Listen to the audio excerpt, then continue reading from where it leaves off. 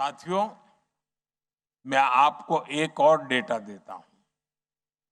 आपने ये सुना होगा कि दुनिया की जितनी रियल टाइम डिजिटल पेमेंट्स होती है, उसकी करीब 50%, 50% अकेले भारत में होती है। दुनिया की 50%। आज भारत में हर दिन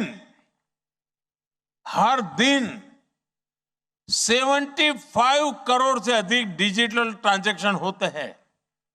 75 करोड़ से अधिक। यानी डे टू डे लाइफ में कैश लेकर चलने की मजबूरी नहीं रही है। और हालात तो ये हो गए हैं कि लोग डेबिट कार्ड का पासवर्ड भूलने लगे हैं। बैंक एटीएम का पासवर्ड भूलने लगे हैं। बस यूपीआई से ही, मोबाइल फोन से ही काम हो रहा है। साथियों, जब सपने बड़े होते हैं तो सरकार के काम करने की स्पीड भी उतनी ही तेज हो जाती है। आज भारत में आप जाएंगे तो चारों तरफ हाईवे और एक्सप्रेसवे बनते हुए दिखाई देंगे।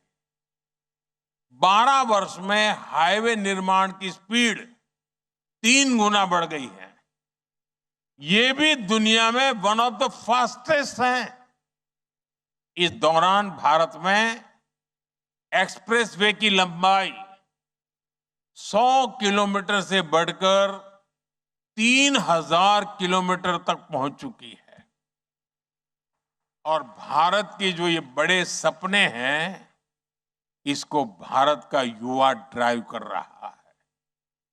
12 साल में ग्लोबल क्यूएस रैंकिंग में भारतीय यूनिवर्सिटी की संख्या 11 से बढ़कर 50 से अधिक हो चुकी है। आज भारत के नौजवान बहुत बड़ी संख्या में पेटेंट फाइल कर रहे हैं, इनोवेशन को गति दे रहे हैं। इसलिए तो आज भारत 2 लाख से अधिक रजिस्टर्ड स्टार्टअप्स वाला देश है। 2 लाख से अधिक, करीब 125 यूनिकॉर्न्स वाला देश है। और तभी तो मैं कहता हूं कि भारत सिर्फ फास्टेस्ट ग्रोइंग इकोनॉमी नहीं है, भारत में billion plus dreams in motion है। साथियों, हम भारतीयों को ताजा खाना जरा ज्यादा पसंद होता है। गर्मा गर्म हो तो बात ही कुछ और होती है। इसलिए मैं भारत के सामर्थ्य का एक सबसे ताजा उदाहरण देता हूं। गर्मा गर्म इंडोनेशिया आने से 2 दिन पहले, यानी 4 जुलाई को, मुझे एक ही दिन में देश को 1 लाख करोड़ रुपए से अधिक के प्रोजेक्ट सौंपने का अवसर मिला। एक दिन की बात कर रहा हूं मैं, 4 जुलाई की।